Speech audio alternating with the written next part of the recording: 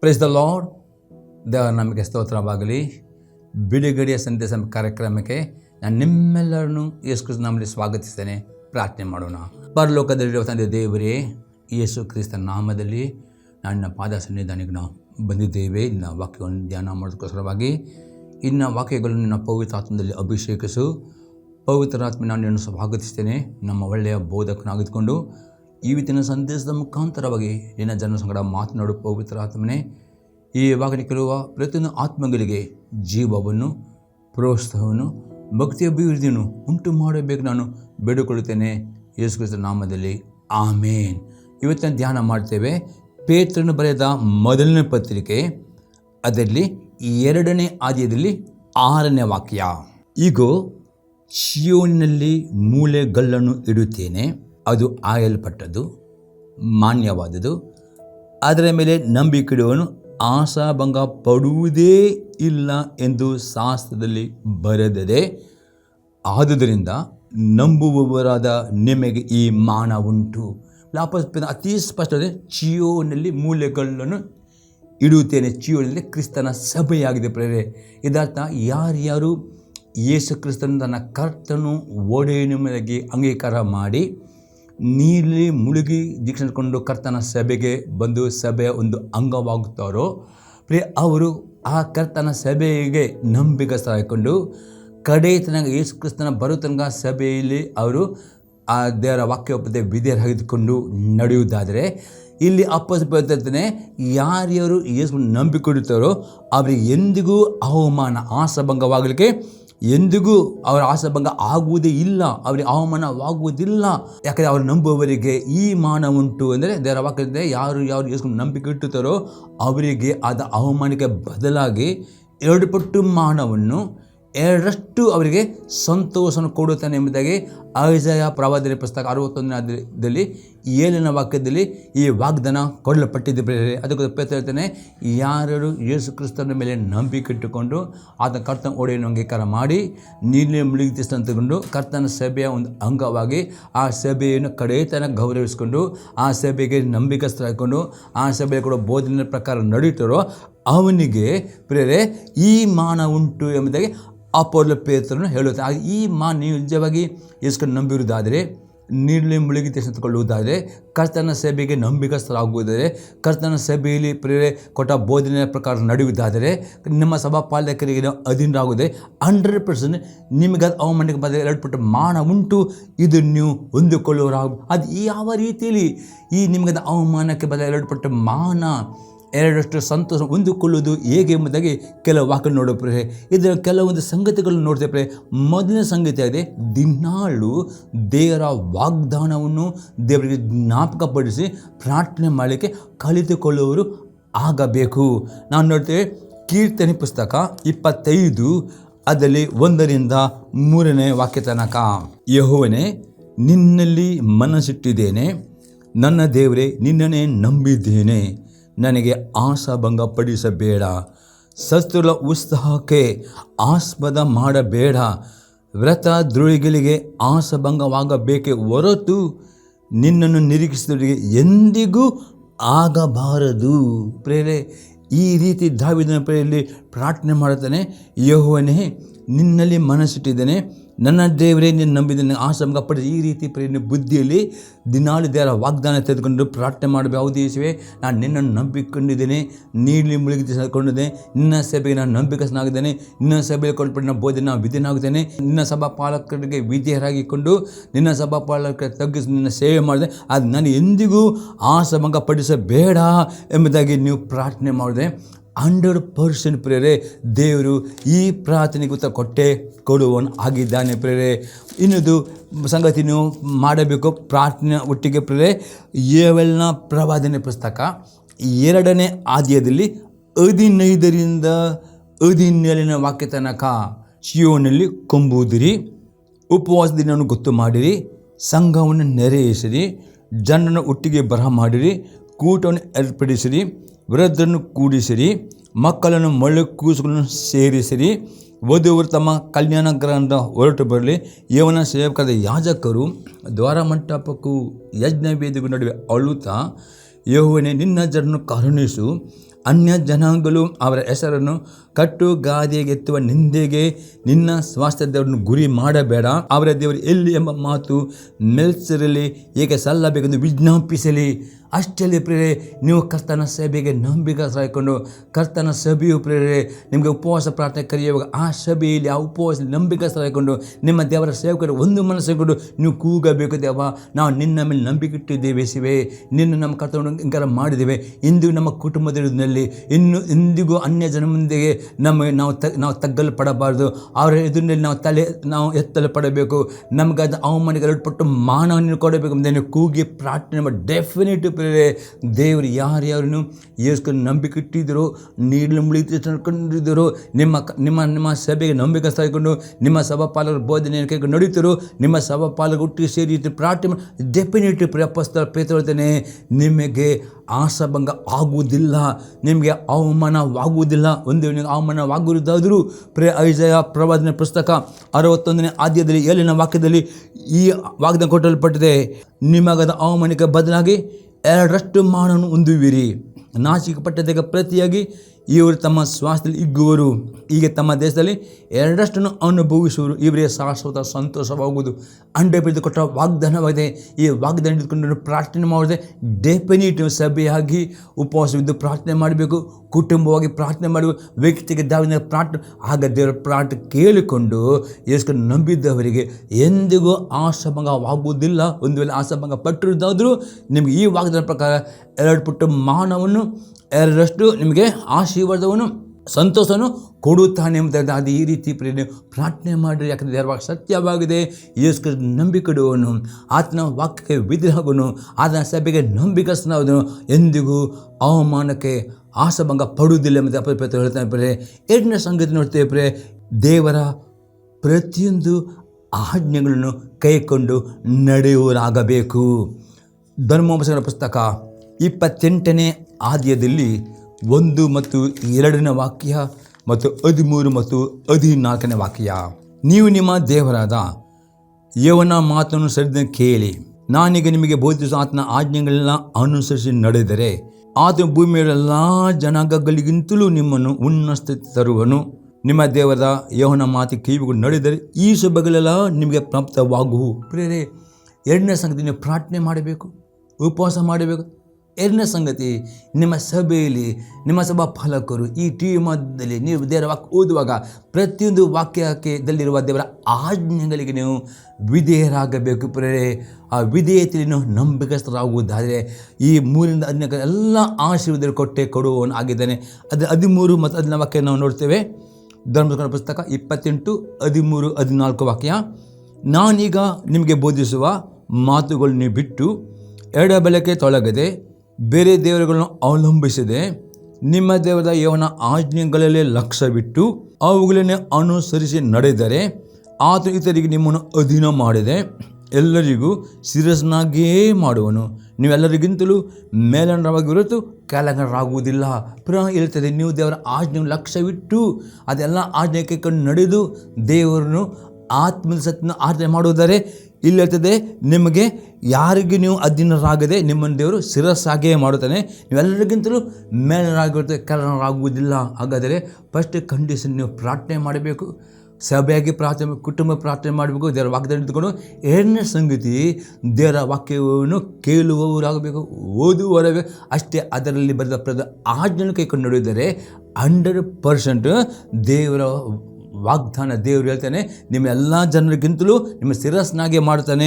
ನೀವೆಲ್ಲ ಮೇಲೆ ನೋಡ್ತೀರಿ, ನೀವು ಕೆಳಗನರಲ್ಲ. ನೀವು ಅನೇಕರ ಸಾಲ ಕೊಡುತ್ತೀರಿ ಹೊರತು ಸಾಲ ತೆಗೆದುಕೊಳ್ಳುವ ಈ ಎಲ್ಲ ಆಶೀರ್ವಾದ ದೇವರು ಕೊಡುವವನು ಆಗಿದ್ದಾನೆ. ಬರೀ ಹೊಸ ಬೇಕು ನಾವು ನೋಡ್ತೇವೆ ಬರೀ ಫಿಲಿಪಿಯವರಿಗೆ ಬರೆದ ಪತ್ರಿಕೆ 2ನೇ ಅಧ್ಯಾಯದಲ್ಲಿ 5ರಿಂದ 9ನೇ ವಾಕ್ಯ ತನಕ, ಕ್ರಿಸ್ತ ಯೇಸುವಿನಲ್ಲಿದ್ದಂಥ ಮನಸ್ಸು ನಿಮ್ಮಲ್ಲಿಯೂ ಇರಲಿ.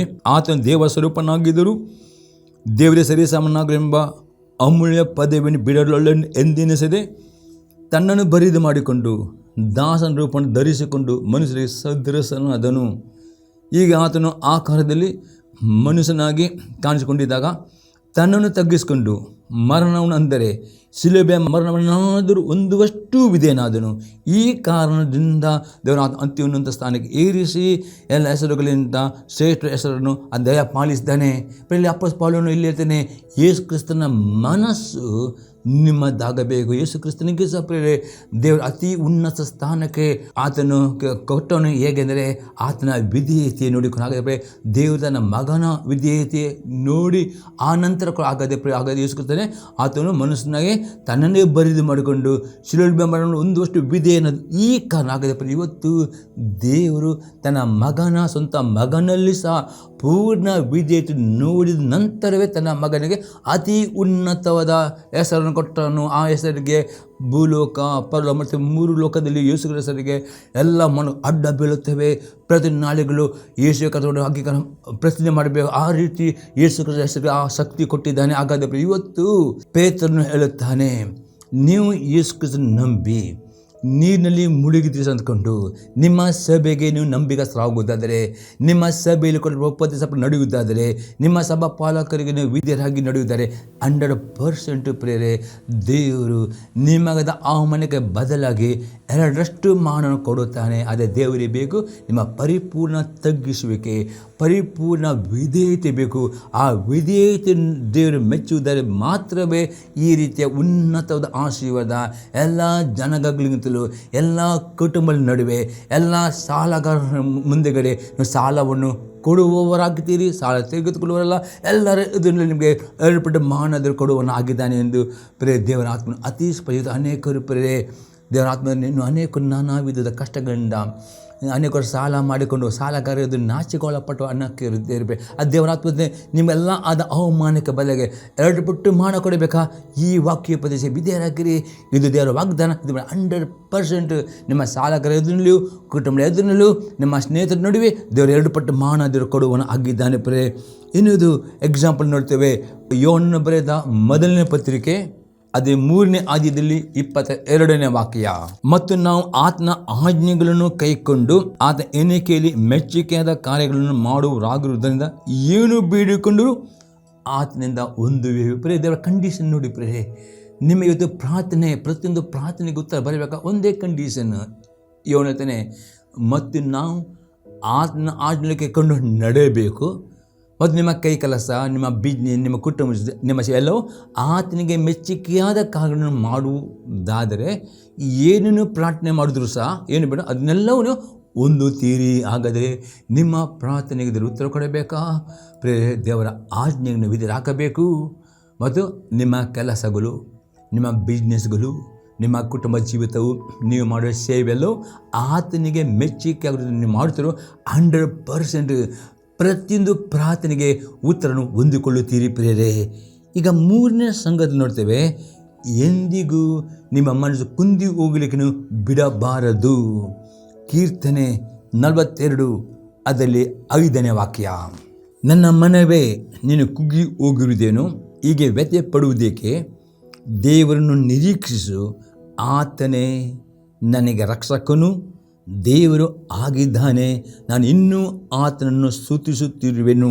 ಪ್ರಿಯರಾಗುತ್ತೇನೆ, ನಿಮ್ಮ ಕಷ್ಟ ನೋಡಿಕೊಂಡು, ಅದು ನಿಮ್ಮ ಡಾಕ್ಟರ್ ರಿಪೋರ್ಟ್ ನೋಡಿಕೊಂಡು, ನಿಮ್ಮ ಸಾಲ ನೋಡಿ, ನಿಮ್ಮ ಸಮಸ್ಯೆ ನೋಡಿಕೊಂಡು, ಪ್ರಿಯರೇ ನಿಮಗೆ ಪದೇ ಪದೇ ಬರೋ ಶೋಧನೆ ನೋಡಿಕೊಂಡು, ಅದು ಪದೇ ಪದೇ ಸಹಿತ ಅಟ್ಯಾಕ್ಗಳನ್ನು ನೋಡಿಕೊಂಡು ಮನಸ್ಸು ಕುಂದಿ ಹೋಗಲಿಕ್ಕೆ ಇದು ಬಿಡಬಾರದು. ಪ್ರಿಯರಾಗುತ್ತೇನೆ, ನನ್ನ ಮನವಿ, ಯಾಕಂದರೆ ಮನಸ್ಸು ಕುಂದಿ ಹೋದರೆ ಏನೂ ಇಲ್ಲ ಪ್ರಿಯರೇ, ಅನೇಕ ರೋಗಗಳು ಬರ್ತವೆ, ಸಹಿತ ಇನ್ನೂ ನಿಮ್ಮ ಮೇಲೆ ಆಕ್ರಮಣ. ಅದಕ್ಕೆ ದಾವೀದನೇ, ನಿಮ್ಮ ಮನಸ್ಸಿಗೆ ನೀವು ಕುಂದಿ ಹೋಗಲಿ ಬಿಡ, ನನ್ನ ಮನವೇ ನೀನು ಯಾಕೆ ಕುಗ್ಗಿ ಹೋಗುತ್ತೀನಿ, ನೀನು ಕುಗ್ಗಿ ಹೋಗುತ್ತೇನು, ಹೀಗೆ ವ್ಯತ್ಯಯ ಪಡುವುದಕ್ಕೆ?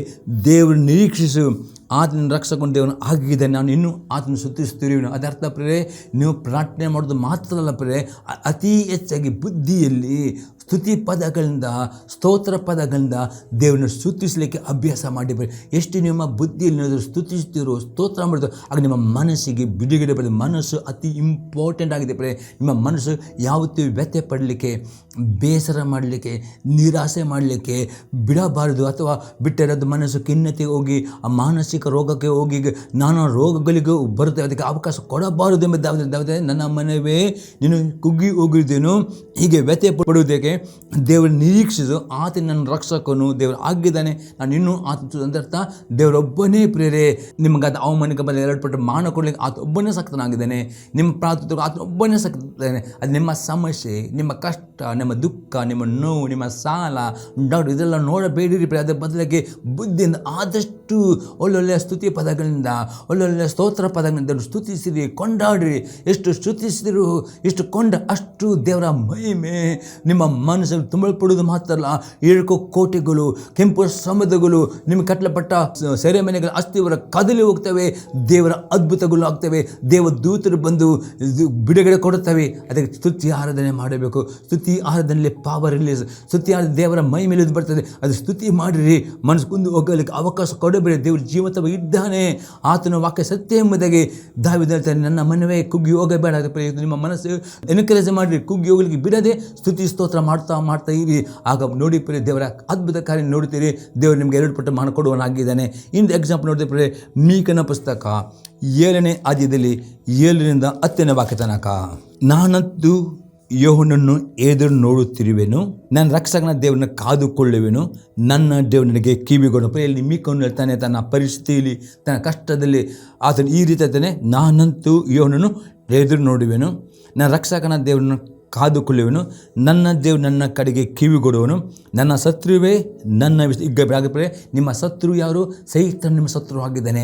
ಆ ಮನಸ್ಸಿನಲ್ಲಿ ನಿಮ್ಮ ಕೆಟ್ಟ ಆಲೋಚನೆ ತರುವುದು, ನಿಮ್ಮ ಮನಸ್ಸಲ್ಲಿ ವ್ಯಥೆ ತರುವುದು, ನಿಮ್ಮ ಮನಸ್ಸಲ್ಲಿ ಚಿಂತೆ ಸೈತಾನಿಗೆ ಹೇಳಬೇಕು, ನನ್ನ ಶತ್ರುವೇ ನನ್ನ ವಿಷಯದಲ್ಲಿ ಇಗ್ಗೆ ಬೇಡ, ನಾನು ಬಿದ್ದಿದ್ದರೂ ಹೇಳುವೆನು, ಕತ್ತಲು ಕೂತಿದ್ದರೂ ಇವು ನನಗೆ ಬಲಕ್ಕಾಗಲು. ಈ ರೀತಿ ನಿಮ್ಮ ಮನಸ್ಸಿನಿಂದ ನೀವು ಮಾತನಾಡಲಿಕ್ಕೆ ಕಲಿಯಬೇಕು. ಸ್ತುತಿ ಮಾಡಬೇಕು, ಸ್ತೋತ್ರ ಮಾಡಬೇಕು, ಒಳ್ಳೊಳ್ಳೆ ಸ್ತುತಿ ಪದಗಳನ್ನು ಆರಿಸಿ ಸ್ತುತಿ ಮಾಡಿರಿ. ಅದೇ ರೀತಿ ಮನಸ್ಸಲ್ಲಿ ಮಾತನಾಡಿಕೊಂಡು ನಿಮ್ಮ ಮನಸ್ಸನ್ನು ಉತ್ತೇಜನ ಮಾಡಬೇಕು. ಕುಂದಿ ಹೋಗಲಿ ಬಿಡಬಾರದು. 9ನೇ, ನಾನು ಇವನಿಗೆ ಪಾಪ ಮಾಡಿರಿಂದ ಆತನ ರೋಜನ್ನು ತಾಳಿಕೊಂಡು, ಹೌದು ನಿಮಗೋಸ್ಕರ ನಿಮ್ಗೆ ಗೊತ್ತುಂಟು, ನೀವು ಪಾಪ ಮಾಡಿ ನಿಮಗೆ ಶಿಕ್ಷೆ ಬಂದಿರ್ತದೆ. ಆ ದೇವರು ಆ ಪಾಪವನ್ನು ಕ್ಷಮಿಸುವನಾಗಿದ್ದಾನೆ, ಸಮಸ್ತ ರೋಗಗಳನ್ನು ವಾಸಿ ಮಾಡುವನು ಆಗಿದ್ದಾನೆ. ಪ್ರೇರೆ ನೀವು ಹೌದು ಪಾಪ ಮಾಡಿ ನಿಮ್ಮ ಶಿಕ್ಷೆ ಬಂತು, ಪಾಪ ಮಾಡಿ ಕಷ್ಟಗಳು ಬಂತು, ನಿಮ್ಮ ಪಾಪನ ಒಪ್ಪಿಕೊಂಡರೆ ಅರಿಕೆ ಮಾಡಿ ನಿಮ್ಮ ಪಾಪನ ಶ್ರಮಿಸುವನು, ನಿಮ್ಮ ರೋಗ ವಾಸಿ ಮಾಡುವನು, ಕಷ್ಟ ಬಿಡಿ. ಅದಕ್ಕೆ ನೀವು ಹೇಳುವ, ನಾನು ಇವನು ಪಾಪ ಮಾಡಿದ ಆತನ ರೋಜ ತಾಳಿಕೊಂಡಿರುವನು, ಕಾಲಕ್ಕೆ ಆತನ ವ್ಯಾಜ್ಯವನ್ನು ನಿರ್ವಹಿಸಿ ನನಗೆ ನ್ಯಾಯವನ್ನು ತೀರಿಸುವನು, ನನ್ನನ್ನು ಬೆಳಕಿಗೆ ತರುವನು, ಆತನ ರಕ್ಷಕ ಧರ್ಮವನ್ನು ನೋಡುವೆನು. ಈ ರೀತಿ ಹೌದು, ನಿಮಗೆ ನಿಮ್ಮ ಕೆಲವು ಪಾಪ ನಿಮಿತ್ತ, ನಿಮ್ಮ ಅವಿದ್ಯೆ ನಿಮಿತ್ತ ಕೆಲವು ಕಷ್ಟಗಳು, ಕೆಲವು ಸಂಕಟಗಳು, ರೋಗಗಳು ಕೆಲವು ಬಂದಿರಬಹುದು. ಆದರೆ ಬೇಸರ ಪಡೆದರೆ ದೇವರ ವಾಕ್ಯ ಇರ್ತದೆ, ನಿಮ್ಮ ಪಾಪವನ್ನು ಒಪ್ಪಿಕೊಳ್ಳುವುದಾದರೆ, ಅರಿಕೆ ಮಾಡುವುದಾದರೆ ಅದು ನೀತಿವಂತನು, ನಂಬಿಗಸ್ತಾಗೋದ್ರಿಂದ ನಿಮ್ಮೆಲ್ಲ ಪಾಪವನ್ನು ಶ್ರಮಿಸುತ್ತಾನೆ ಮತ್ತು ಕಷ್ಟದಿಂದ ರೋಗ ಬಿಡ. ಅದಕ್ಕೆ ನೀವು ಮಾತನಾಡಬೇಕು, ಮನಸ್ಸು ಕುಂದು ಹೋಗಲಿಕ್ಕೆ ಬಿಡಬಾರದು. 10ನೇ ವಾಕ್ಯ, ನಿನ್ನ ದೇವರ ಯೆಹೋವನು ಎಲ್ಲಿ ಎಂದು ನನ್ನನ್ನು ಜರೆದ ಶತ್ರುಗಳು ಇದು ನೋಡುವಾಗ ನಾಚಿಗೂ ಅವರನ್ನು ಕವಿದುಕೊಳ್ಳುವುದು, ನಾನು ಅವರನ್ನು ಕಣ್ಣಾರೆ ನೋಡುವೆನು, ಈಗಲೇ ಬೀದಿಗಳ ಕೆಸನ್ನು ತುಳಿತಕ್ಕಿಡಾಗುವರು. ನೋಡಿದೆ, ಈ ರೀತಿ ನಿಮ್ಮ ಮನಸ್ಸನ್ನು ಬಲಪಡಿಸಬೇಕು, ನಿಮ್ಮ ಮನಸ್ಸನ್ನು ಉತ್ತೇಜನ ಪಡಿಸಬೇಕು. ಅದು ಹೇಗೆಂದರೆ, ಒಂದು ನಿಮ್ಮ ಮನಸ್ಸಲ್ಲಿ ಒಳ್ಳೊಳ್ಳೆಯ ಸ್ತುತಿ ಪದಗಳನ್ನು ಆರಿಸಿಕೊಂಡು ದೇವರಿಗೆ ಸ್ತುತಿ ಮಾಡಬೇಕು, ಸ್ತೋತ್ರ ಮಾಡಬೇಕು. ಮತ್ತು ಕೆಲವು ವಾಗ್ದಾನಗಳನ್ನು ತೆಗೆದುಕೊಂಡು ಮಾತನಾಡಲಿ ಕಲಿತುಕೊಳ್ಳಬೇಕು. ಮನಸ್ಸು ಕುಂದು ಹೋಗಲಿಕ್ಕೆ ಬಿಡಬಾರದು. ಈ ರೀತಿ ನಿಮ್ಮ ಮನಸ್ಸನ್ನು ಉತ್ತೇಜನ ಮಾಡುವುದಾದರೆ ದೇವರ ಸ್ತುತಿ ಡೆಫಿನೆಟ್ ದೇವರ ಅದ್ಭುತ ಕಾರ್ಯ, ದೇವರ ಮಾತು ಕಾರ್ಯ, ಸೂಚಕ ಕಾರ್ಯ, ರೋಗ ಸೌಖ್ಯ, ಬಿಡುಗಡೆ, ಮುಚ್ಚಲ್ಪಟ್ಟ ಬಾಗಿಲು, ಕೆಂಪು ಸಮುದ್ರ ವಿಭಾಗ, ಏರುಗಳು ಬಿದ್ದು ಹೋಗುತ್ತವೆ, ನಿಮ್ಮ ಸರಪಣಿಗಳು ಕಲಚಿ ಬಿಡುತ್ತವೆ. ದೇವರ ಕಾರ್ಯ ಮಾಡಿ ದೇವರ ಆತ್ಮನ ಹೇಳುವನಾಗಿದ್ದಾನೆ. ಪ್ರೇರೆ ಇದು ನೀವು ಮಾಡಬೇಕು. ಇದು ಮಾಡದಿದ್ದರೆ ನಿಮ್ಮ ಮನಸ್ಸು ಕುಂದಿ ಹೋಗುವುದಾದರೆ, ನೀವು ವ್ಯತ್ಯಯ ಪಡುವುದಾದರೆ, ನಿರಾಸೆಗೊಳ್ಳುವುದೇ, ಸುಮ್ಮನೆ ಅನೇಕ ರೋಗಗಳು ಬರ್ತವೆ, ಇನ್ನು ಪುನಃ ನಿಮ್ಮ ಶರೀರ ಹಾಳಾಗ್ತದೆ. ಹಣವನ್ನು ಅದಕ್ಕೆ ಅವಕಾಶ ಕೊಡಬೇಡ್ರಿ. ದೇವರ ವಾಕ್ಯ ನೀವು ಎಷ್ಟು ನಂಬಿಕೊಡುವುದಾದರೆ, ನೀರು ನಿಂಬಳಿ ತಿಳಿದುಕೊಳ್ಳುವುದಾದರೆ, ಕರ್ತನ ಸಭೆ ಜೀವನ ಆಗಿದೆ. ಆ ಸಭೆಗೆ ನೀವು ಓದೋದು, ಆ ಸಭೆಗೆ ನೀವು ಜಾಯಿನ್ ಆದದ್ದು ಅಲ್ಲಿ ಮೆಂಬರ್ಶಿಪ್ ಅಲ್ಲ. ಯೇಸು ಕ್ರಿಸ್ತನ ನಂಬಿಕೆ ಇಟ್ಟಿದ್ದೀರಿ, ಯೇಸು ಕ್ರಿಸ್ತನ ಅಂಗವಾಗಿ ನಿಮ್ಮ ಸಭೆಯಲ್ಲಿ ನಂಬಿಕಸ್ಥರಾಗಬೇಕು. ನಿಮ್ಮ ಸಭೆಯಲ್ಲಿ ನಿಮ್ಮ ಸಭಾ ಪಾಲಕರನ್ನು ಗೌರವಿಸಬೇಕು, ನಿಮ್ಮ ಪಾಲಕರು ಉಪದೇಶ ವಿಧೇಯರಾಗಬೇಕು. ಮತ್ತು ಈ ರೀತಿ ನೀವು ಮಾಡೋದು ಡೆಫಿನೆಟ್ ನಿಮಗೆ ದೇವರು ಆ ಮನೆಗೆ ಆಗಲಿಕ್ಕೆ ಬಿಡುವುದಿಲ್ಲ ಎಂಬುದಾಗಿ ಅಪೊಸ್ತಲ ಪೇತ್ರನಲ್ಲಿ ಹೇಳುತ್ತಾನೆ ಪ್ರೇರೆ. ಈಗ 4ನೇ ಸಂಘ ನೋಡ್ತೇವೆ, ನಮ್ಮ ಮನಸ್ಸನ್ನು ದೇವರ ವಾಕ್ಯದಿಂದ ತುಂಬಿಸುವವರಾಗಬೇಕು ಮತ್ತು ದೇವರ ವಾಕ್ಯಗಳನ್ನು ಪದೇ ಪದೇ ಬಾಯಿಂದ ಮಾತನಾಡುವವರು ಆಗಬೇಕು. ಮತ್ತೇನು ಸುವಾರ್ತೆ 12ನೇ ಅಧ್ಯಾಯದಲ್ಲಿ 34ರಿಂದ 37ನೇ ವಾಕ್ಯ ತನಕ, ಸರ್ಪ ಜಾತಿಯವರೇ, ನೀವು ಕೆಟ್ಟವರಾಗಲಾಗಿ ಒಳ್ಳೆಯ ಮಾತುಗಳನ್ನು ನೋಡೋದಕ್ಕೆ ನಿಮ್ಮಿಂದ ಹೇಗಾದೀತು? ಹೃದಯದಲ್ಲಿ ತುಂಬಿರುವುದೇ ಬಾಯಲ್ಲಿ ಹೊರಡುವುದು. ಒಳ್ಳೆಯವನು ತನ್ನ ಒಳ್ಳೆಯ ಬೊಕ್ಕಸದಿಂದ ಒಳ್ಳೆಯ ವಸ್ತು ತೆಗೆಯುತ್ತಾನೆ, ಕೆಟ್ಟವನು ಕೆಟ್ಟ ಬೊಕ್ಕದ ಕೆಟ್ಟ ವಸ್ತು ತೆಗೆಯುತ್ತಾನೆ. ಯೇಸು ಕ್ರಿಸ್ತನೇ, ನಿಮ್ಮ ಮನಸ್ಸು ಒಂದು ಬೊಕ್ಕಸವಾಗಿದೆ, ಇದು ಅರ್ಥವಾಗುತ್ತವೆ. ಈ ನಿಮ್ಮ ಮನಸ್ಸು ಬೊಕ್ಕಸದಲ್ಲಿ ಒಳ್ಳೆಯ ವಸ್ತುಗಳೆಂದರೆ ಹಗಲು ರಾತ್ರಿ ದೇವರ ಓದುವವರಬೇಕು. ಎಷ್ಟು ದೇವರ ಓದುತ್ತೀರೋ, ಎಷ್ಟು ವಾಕ್ಯ ಧ್ಯಾನ ಮಾಡ್ತೀರೋ ಅಷ್ಟು ದೇವರ ವಾಕ್ಯ ಜ್ಞಾಪಕದಲ್ಲಿಡಲಿಕ್ಕೆ ಅಭ್ಯಾಸ ಮಾಡಬೇಕು. ದೇವರ ವಾಕ್ಯ ಜ್ಞಾಪಕದಲ್ಲಿಟ್ಟರೆ ಮಾತ್ರವೇ ನಿಮ್ಮ ಬಾಯಿಯಿಂದ ಆ ವಾಕ್ಯ ಬರುತ್ತದೆ. ಎಷ್ಟು ಸಾಧ್ಯ ಅಷ್ಟು ದೇವರ ವಾಕ್ಯಗಳನ್ನು, ದೇವರ ವಾಗ್ದಾನ ಮಾತನಾಡಲಿಕ್ಕೆ ಅಭ್ಯಾಸ ಮಾಡಿಕೊಳ್ಳಬೇಕು. ಒಳ್ಳೆಯವನು ಒಳ್ಳೆಯ ಬೊಕ್ಕಸ ಒಳ್ಳೆಯ ಮಾತನ್ನು ಮಾತನಾಡ್ತಾನೆ. ಕೆಟ್ಟವನು ನೀವು ವಾಕ್ಯ ಓದಿದ್ದರೆ ನಿಮ್ಮ ಮನಸ್ಸಲ್ಲಿ ಸಹಿತನು ನಕಾರಾತ್ಮಕ ಚಿಂತೆ, ಬೇಸರೆ, ಜಿಗುಪ್ಸೆ, ರೋಗ, ಭಯ ಇದೆಲ್ಲನೂ ಇದು ಮಾತಾಡಲಿಕ್ಕೆ ಅವಕಾಶ ಕೊಡಬಾರದು ಪ್ರೇರೆ. 36ನೇ ವಾಕ್ಯ, ಇದಲ್ಲದೆ ನಾನು ನಿಮಗೆ ಹೇಳುವುದೇನೆಂದರೆ, ಮನುಷ್ಯರು ಸುಮ್ಮನೆ ಆಡುವ ಪ್ರತಿಯೊಂದು ಮಾತಿನ ವಿಷಯವಾಗಿ ನಾವು ಉತ್ತರ ಕೊಡಬೇಕು. ಇದು ಅರ್ಥವಾಗಿದೆ. ಒಂದು ವೇಳೆ ನೀವು ತುಂಬ ಪ್ರಾರ್ಥನೆ ಮಾಡಬಹುದು, ಉಪವಾಸ ಮಾಡಬಹುದು, ಇವನ ಅನ್ಯ ಭಾಷೆಯಲ್ಲಿಯೂ ನೀವು ಪ್ರೇರಣೆ ಮಾಡ್ಬೋದು, ಸ್ತುತಿ ಸ್ತೋತ್ರ ಮಾಡಿ. ಅದು ನಿಮ್ಮ ನಾಲಿಗೆಯಲ್ಲಿ ಅಪನಂಬಿಕೆ, ನಕಾರಾತ್ಮಕ, ನಿರಾಶೆ, ಯಾವಾಗಲೂ ಡಾಕ್ಟರ್ ರಿಪೀಟೇ ಹೇಳುವುದು, ಯಾವಾಗಲೂ ಭಯ ಮಾತನಾಡೋದು, ಯಾವಾಗಲೂ ಪ್ರೇರೆ ಲೋಕದ ರೀತಿಯಲ್ಲಿ ಮಾತನಾಡೋದು, ಹೀಗೆ ಮಾಡಿದರೆ ಅದು ನಿಮ್ಮ ಮಾತೇ ಅಡ್ಡಿಯಾಗ್ತದೆ. ಅದಕ್ಕೆ ನಿಮ್ಮ ಮಾತು ಇಂಪಾರ್ಟೆಂಟ್. ಅದಕ್ಕೆ ಜ್ಞಾನೋಕ್ತಿ ಪುಸ್ತಕ 18ನೇ ಅಧ್ಯಾಯದಲ್ಲಿ 21ನೇ ವಾಕ್ಯದಲ್ಲಿ ಸೊಲ ಮಾಡ್ತಾನೆ, ಜೀವನ ಮರಣ ನಾಲಿಗೆಯ ವಶವಾಗಿವೆ, ವಚನ ಪ್ರಿಯದ ಫಲ ಅನುಭವಿಸ್ತಾರೆ. ಪ್ರಿಯೇ, ನಿಮ್ಮ ನಾಲಿಗೆಯಲ್ಲಿ ಜೀವ ಉಂಟು, ನಿಮ್ಮ ನಾಲಿಗೆಯಲ್ಲಿ ಆಶೀರ್ವಾದ ಉಂಟು, ನಿಮ್ಮ ನಾಲಿಗೆಯಲ್ಲಿ ಮರಣ ಉಂಟು, ಶಾಪನಾಗಿದೆ. ಪ್ರಿಯೇ, ಯಾವುದು ಬೇಕು ನಿಮಗೆ? ಆಶೀರ್ವಾದ ಬೇಕಾ? ನಿಮಗೆ ಅದು ಅವಮಾನ 2 ಪಟ್ಟು ಮಾನ ಬೇಕಾ? ಅದೆಂದಿಗೂ ನಿಮ್ಮ ನಾಲಿಗೆಯಿಂದ ಅಪನಂಬಿಕೆ ಮಾತನಾಡಬೇಡಿ, ಎಂಥ ಪರಿಸ್ಥಿತಿ ಇರಬೇಡಿ, ನಕಾರಾತ್ಮಕ ಮಾತನಾಡಬೇಡಿ, ರೋಗ ಏನಿದೆ ರೋಗ ರಿಪೋರ್ಟ್ ಮಾತನಾಡಬೇಕು. ಒಳ್ಳೆಯವನು ಒಳ್ಳೆಯ ಬೊಕ್ಕಸದಿಂದ ಒಳ್ಳೆಯ ವಚನ ಅದೇ ತುಂಬಿರುವುದೇ ಬನ್ನಿ. ಆಗದೆ ಹೃದಯದಲ್ಲಿ ಏನು ತುಂಬಬೇಕು? ಹಗಲು ರಾತ್ರಿ ಪ್ರೇ ವಾಕ್ಯವನ್ನು ಓದಬೇಕು, ವಾಕ್ಯವನ್ನು ಧ್ಯಾನ ಮಾಡಬೇಕು, ಅದರಲ್ಲಿರುವ ಆಜ್ಞೆಗಳನ್ನು ಅದು ಜ್ಞಾಪಕ ಮಾಡಿಕೊಳ್ಳಬೇಕು, ಭಯಪಡ ಮಾಡಿಕೊಳ್ಳಬೇಕು. ಆಗ ನಿಮ್ಮ ಬಾಯಿ ಪ್ರೇ ಮಾತನಾಡುತ್ತದೆ. ಆಗ ವಾಗ್ದಾನ ಮಾತನಾಡಬೇಕು. ಎಷ್ಟು ನಂಬಿಕೆದ ವಾಗ್ದಾನ ಆ ವಾಕ್ಯದಲ್ಲಿ ಶಕ್ತಿ ಉಂಟು. ನೀವು ಮಾತನಾಡಿದ ಹಾಗೆ, ಯಾಕಂದರೆ ದೇವರು ಈ ಭೂಮಿಯನ್ನು ಸೃಷ್ಟಿ ಮಾಡುವ ಮಾತನಾಡಿದ ಪ್ರೇ ಅದೇ ಮಾತು ದೇವರ ವಾಕ್ಯದಲ್ಲಿ ಕ್ರಿಯೇಟಿವ್ ಪವರ್ ಉಂಟು ಪ್ರೇರೆ. ನೀವು ವಾಗ್ದಾನ ಮಾತಾಡೋದು, ಆ ವಾಗ್ದಾನ ಕ್ರಿಯೇಟ್ ಮಾಡಿದ್ರೆ ಸೃಷ್ಟಿ ಮಾಡಿಸೋದು. ಅದಕ್ಕೆ ನೀವು ಮಾತನಾಡಬೇಕು ಪ್ರೇರೆ. ನಕಾರಾತ್ಮಕ ಮಾತನಾಡಿದ್ರೆ ನಕಾರಾತ್ಮಕ ಸಂಗತಿ ಬರ್ತದೆ. ಅದಕ್ಕೆ ನಿಮ್ಮ ಬಾಯಿಯಿಂದ ನೀವು ಒಳ್ಳೆಯ ಮಾತನ್ನು ಮಾತಾಡಿ, ವಾಗ್ದಾನ ಮಾತನಾಡಿರಿ, ನಂಬಿಕೆಯಲ್ಲಿ ಪ್ರಾರ್ಥನೆ ಮಾತನಾಡಿರಿ. ನಂಬಿಕೆ ಡಾಕ್ಟರ್ ರಿಪೋರ್ಟ್ ಬರೀ ನಿಮಗೆ ರೋಗ ಇರಬೇಕು, ನೀವು ಮಾತನಾಡಬೇಕು. ಆ ರೋಗದ ಹೆಸರಲ್ಲಿ ಯೇಸು ಭಾಷೆಯಿಂದ ಈ ರೋಗವು ಗುಣವಾಗಿದೆ ಎಂದು ಮಾತಾಡಿ. ಆಗ ಏನು ಡಾಕ್ಟರ್ ರಿಪೋರ್ಟ್ ಆ ರೋಗ ನೀವು ನಂಬಿಕೆ ಅರಿಕೆ ಮಾಡುವಾಗ, ಆ ಮೆಡಿಸಿನ್ ತೆಗೆದುವಾಗ ಆ ನಿಮ್ಮ ನಂಬಿಕೆ ಮಾತು ಆ ಮೆಡಿಸಿನ್ ಕಾರ್ಯವಾಗಿ ಸ್ವಲ್ಪ ಸಮಯದಲ್ಲಿ ಡಾಕ್ಟರ್ ರಿಪೋರ್ಟ್ ನಾರ್ಮಲ್ ಬರುತ್ತದೆ. ಈ ರೀತಿ ನೀವು 7 ಪ್ರವಾದನೆ ಪುಸ್ತಕ, let the weak say I am strong. ನೀವು ನಾನು ಬಲಹೀನನು, ನಾನು ಬಲಶಾಲಿ. Let the poor say I am, ನೀವು ಬಡವನಲ್ಲ, ಯಾವಾಗಲೂ ಬಡವನು ಅಂದಾಗ ನಾನು ಶ್ರೀಮಂತನು. ಈ ರೀತಿ ನೀವು ದೇವರ ವಾಗ್ದಾನವನ್ನು ಅರಿಕೆ ಮಾಡಬೇಕು. ನಿಮ್ಮ ಬಡತನ, ಕೊರತೆ, ಸಾಲ, ರೋಗ ಈ ಮಾತನಾಡದೆ ಪ್ರೇರೆ ಒಳ್ಳೆಯ ಮಾತನ್ನು ಮಾತನಾಡಿರಿ. ಆಗ ಈ ಮೋತವಾಗಿದೆ, ನಿನ್ನ ಮಾತುಗಳಿಂದಲೇ ನೀತಿವಂತನ ತೀರ್ಪು ಹೊಂದಿವಿ, ನಿನ್ನ ಮಾತುಗಳನ್ನು ಅಪರಾಧ ತೀರ್ಪು ಹೊಂದಿ. ಈ ರೀತಿ 2 ಪಟ್ಟು ಮಾಡಬೇಕಾ? ಇವತ್ತಿಂದ ಪ್ರೇರೆ ಮಾತನಾಡಿರಿ. ಹಾಗೆ ನಿಮಗೆ 2 ಪಟ್ಟು ಮಾನ, ಆಶೀರ್ವಾದ, ಪ್ರಾರ್ಥಿತ ಮಿರಾಕಲ್ ದೇವರು ಮಾಡುವವನು ಆಗಿದ್ದಾನೆ. ಇನ್ನು ಎಕ್ಸಾಂಪಲ್ ನೋಡ್ತೇವೆ, ಮಾರ್ಕನ ಬರೆದ ಸುವಾರ್ತೆ 11ನೇ ಅಧ್ಯಾಯದಲ್ಲಿ 23 ಮತ್ತು 24ನೇ ವಾಕ್ಯ. ನಿಮಗೆ ಸತ್ಯವಾಗಿ ಹೇಳುತ್ತೇನೆ, ಯಾವನಾದರೂ ಈ ಬೆಟ್ಟಕ್ಕೆ ನೀನು ಕಿತ್ತುಕೊಂಡು ಹೋಗಿ ಸಮುದ್ರ ಬೀಳು ಎಂದು ಹೇಳಿ ತನ್ನ ಮನಸ್ಸಿನಲ್ಲಿ ಸಂಶಯ ಪಡದೆ ತಾನು ಹೇಳುವುದು ಆಗುವುದೆಂದು ನಂಬಿದರೆ ಅವನು ಹೇಳಿದಂತೆ ಆಗುವುದು. ಆದ ಕಾರಣ ನೀವು ಪ್ರಾರ್ಥನೆ ಮಾಡಿ ಏನನ್ನು ಬೇಡಿಕೊಳ್ಳುತ್ತೀರೋ ಅದನ್ನು ಒಂದು ದಿನ ನಂಬಿರಿ, ಅದು ನಿಮಗೆ ಸಿಕ್ಕುವುದು ನಿಮಗೆ ಹೇಳುತ್ತೇನೆ. ಅತಿ ಪುನಃ ಹೇಳ್ತಾನೆ, ನಿಮಗೆ ಎಂಥ ದೊಡ್ಡ ಕಷ್ಟ ಎಂಬ ಬೆಟ್ಟ ಇರಬಹುದು, ರೋಗ ಎಂಬ ಬೆಟ್ಟ ಇರಬಹುದು, ಸಾಲ ಎಂಬ ಬೆಟ್ಟ, ಏನು ಬೆಟ್ಟ ಇದು ಆ ಬೆಟ್ಟವನ್ನು ಮಾತನಾಡಬೇಡಿ. ಆ ಬೆಟ್ಟಕ್ಕೆ ಧೈರ್ಯವಾಗಿ ಮಾತನಾಡಬೇಕು. ಕಣ್ಣಿಗೆ ಕಾಣುವುದು ಕಾಣುವುದಿಲ್ಲ, ಸೈತಾನನು ಪ್ರೇರೆ ಕಣ್ಣಿಗೆ ಕಾಣುವುದಿಲ್ಲ. ಆದರೆ ಅಪೊಸ್ತಲನು ಹೇಳ್ತಾನೆ, ನಿಮ್ಮ ಯುದ್ಧವು ಮನುಷ್ಯರು ಮಾತಾಡೋ ಸಂಗಡಲ್ಲ, ನಿಮ್ಮ ಯುದ್ಧವು ಕಣ್ಣಿಗೆ ಕಾಣದ ಅಂಧಕಾರ ದುರಾತ್ಮಗಳ ಶಕ್ತಿಗಳು ಕಣ್ಣಿಗೆ ಕಾಣುವುದಿಲ್ಲ. ಅದೇ ಮಧ್ಯ ಆಕಾಶದಲ್ಲಿ ಆ ಅಂಧಕಾರ ದುರಾತ್ಮಗಳು ಪ್ರತಿಯೊಬ್ಬ ದೇವರ ಮಕ್ಕಳ ವಿರುದ್ಧವಾಗಿ, ಪ್ರತಿಯೊಂದು ಕುಟುಂಬದ ವಿರುದ್ಧವಾಗಿ ಕಾರ್ಯ ಮಾಡ್ತೇವೆ. ಅದಕ್ಕೆ ನೀವು ಪ್ರೇರೆ ಮಾತನಾಡಬೇಕು. ಕಣ್ಣಿಗೆ ಕಾಣದಂಥ ಆ ದುರಾತ್ಮಗಳ ಸೇನೆಗಳಿಗೆ ಕಣ್ಣಿಗೆ ಕಾಣದ ನಮ್ಮ ಸಮಯ ಮಾತನಾಡಬೇಕು. ಏನು ಮಾತನಾಡಬೇಕು ಪ್ರೇರೆ? ವಾಗ್ದಾನ ಮಾತನಾಡಬೇಕು. ಅಪನಂಬಿಕೆ ಮಾತನಾಡಬಾರ್ದು, ನಕಾರಾತ್ಮಕ ಮಾತನಾಡಬಾರ್ದು, ರೋಗ ರಿಪೋರ್ಟ್ ಮಾತನಾಡಬಾರ್ದು, ಬಡತನ ಮಾತನಾಡಬಾರ್ದು, ಕೊರತೆ ಮಾತನಾಡಬಾರ್ದು, ಸಾಲ ಮಾತನಾಡಬಾರ್ದು. ನಂಬಿಕೆಯಲ್ಲಿ ವಾಗ್ದಾನ ಮಾತನಾಡಿದಂತೆಯೇ ಆ ಬೆಟ್ಟ ಹೋಗಿ ಸಂದೆ ಬೀಳುತ್ತದೆ ಎಂಬುದೇ ಇದು 100% ಸತ್ಯವಾಗಿದೆ.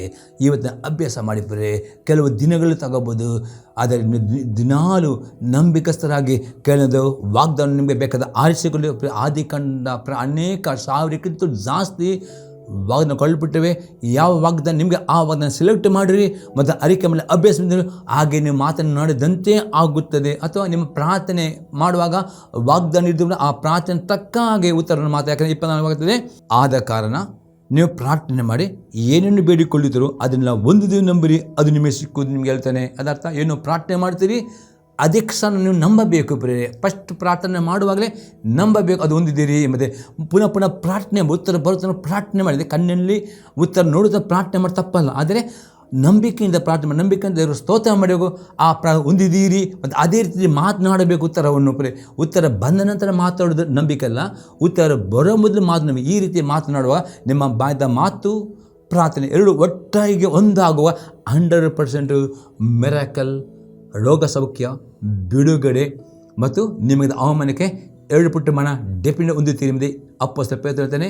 ಶಿಯೋನಲ್ಲಿ ಮೂಲೆಗಳುಟ್ಟಿದ್ದಾನೆ, ಅದು ನಂಬಿಕೆಯಿಂದ ಆಸ್ಪದ ಪಡುವುದಿಲ್ಲ ಎಂಬುದು ಹೇಳ್ತಾನೆ. ಇನ್ನೊಂದು ಎಕ್ಸಾಂಪಲ್ ನೋಡ್ತೇವೆ. ಪೇತ್ರನು ಬರೆದ ಮೊದಲನೇ ಪತ್ರಿಕೆ ಅದು 3ನೇ ಅಧ್ಯಾಯದಲ್ಲಿ 10ನೇ ವಾಕ್ಯ. ಜೀವದಲ್ಲಿ ಸಂತೋಷಪಟ್ಟು ಸೂದಿಯನ್ನು ನೋಡೋದಕ್ಕೆ ಇಷ್ಟವುಳ್ಳವನು ಕೆಟ್ಟದ್ದನ್ನು ನುಡಿದಂತೆ ತನ್ನ ನಾಲಿಗೆಯನ್ನು ವಂಚನೆಯ ಮಾತುಗಳನ್ನ ತುಟಿಗಳನ್ನು ಬಿಗಿ ಹಿಡಿಯಲಿ. ಪೇತ್ರನು ಪುನಃ ಹೇಳ್ತಾನೆ, ಪ್ರೇರೆ ನಿಮಗೆ ಜೀವನದಲ್ಲಿ ಸಂತೋಷ ಬೇಕಾ? ಒಳ್ಳೆಯ ಭವಿಷ್ಯ ಬೇಕಾ? ಮಕ್ಕಳಿಗೆ ಒಳ್ಳೆಯ ಭವಿಷ್ಯ ಬೇಕಾ? ನಿಮಗೆ ಒಳ್ಳೆಯ ಆರೋಗ್ಯ ಬೇಕಾ? ದೀರ್ಘಾಯುಷ್ಯ ಬೇಕಾ? ಸಂತೋಷ ಏನು ಮಾಡಬೇಕು? ಜೀವ ಸಂತೋಷಪಟ್ಟು ಸುದಿನಗೂ ನೋಡಿ ಇಷ್ಟವಳನು ನಿಮ್ಮ ನಾಳೆ ಕೆಟ್ಟದನ್ನು, ಅಪನಂಬಿಕೆ, ನಕಾರಾತ್ಮಕ, ಸುಳ್ಳು ಮಾತನಾಡದೆ ನಂಬಿಕೆಯಿಂದ ಪ್ರೇರೆ ಪ್ರಾರ್ಥನೆ ಉತ್ತರ ಮಾತನಾಡಲಿಕ್ಕೆ ಇವತ್ತಿನ ಅಭ್ಯಾಸ ಮಾಡಿರಿ. ನಂಬಿಕೆದಾರ ವಾಗ್ದಾನ ಮಾತನಾಡಿ ನಂಬಿದಂತೆಯೇ ನಿಮ್ಮ ಭವಿಷ್ಯ ರೂಪಿಸಲ್ಪಡುತ್ತದೆ.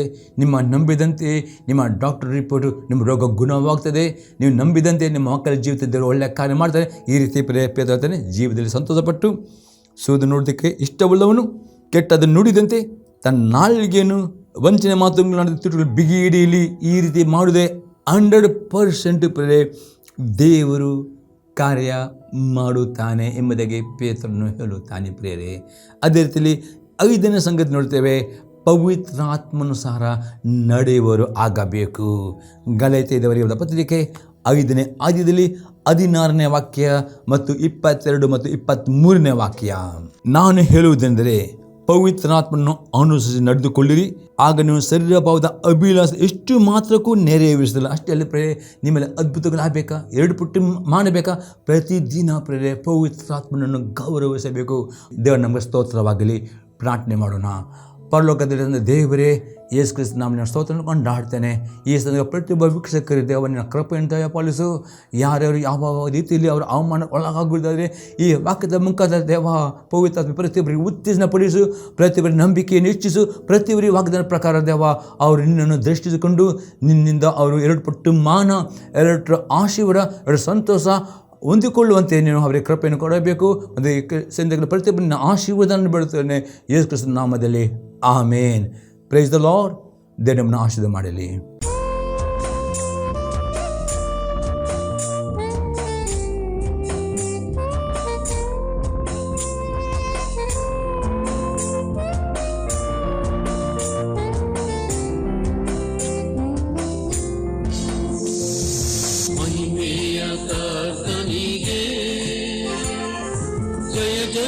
ಜಯವೆನ್ನಿರಿ, ಜಯ ವೀರ ದೇವನಿಗೆ ನಿತ್ಯ ಸ್ತುತಿ